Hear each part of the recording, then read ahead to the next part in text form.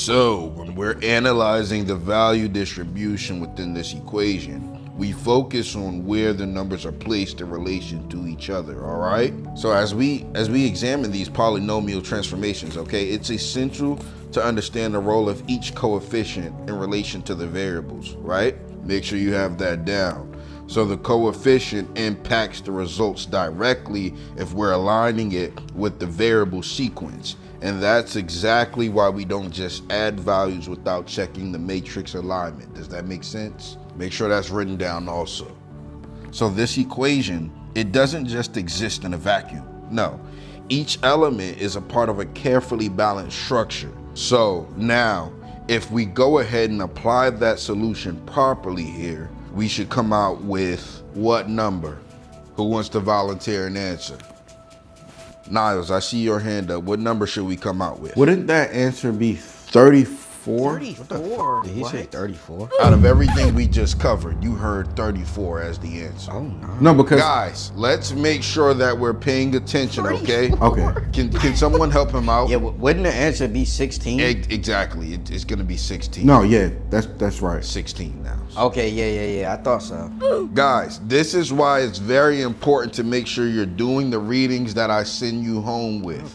Did he get 34? This is why it's very important to be sure that you're actively listening and taking the proper notes. That way we won't get answers like 34. So let's just move on here. Now, as I'm drawing this arrow, if we manipulate the variable here and move this entire expression over here just like this, I want you guys to tell me what happens to the elements in this quadrant. What should be happening to get the correct answer?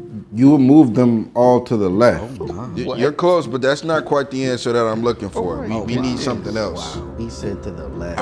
Anybody else want to help him out? Wouldn't they shift to the right? Shift to the right, exactly. We're gonna shift to the right. That's how you would get the proper equation, okay? Well, I just thought it was that because of what I had wrote down in my notes. It said that the numbers will rotate clockwise around the central axis. Right. Remember that next time, guys, before you just decide to raise your hand, because sometimes when you're giving these wrong answers, and that's for anybody in the classroom, right, you may be confusing the other students because I understand. Now you're saying answers that we've never even talked about. Okay, yeah. I knew I wasn't tripping. You know, one thing that I want to stress to you guys is please just look at your notes. There's absolutely no reason for you to just be raising your hand and blurting out completely wrong answers. It doesn't make sense. I'm not signaling anyone out particularly, but just make sure that when you raise your hand, you are at least close to the answer in some regard. I need you guys to dig a little bit deeper. Don't just raise your hand and you're gonna be on the complete opposite side of the right answer.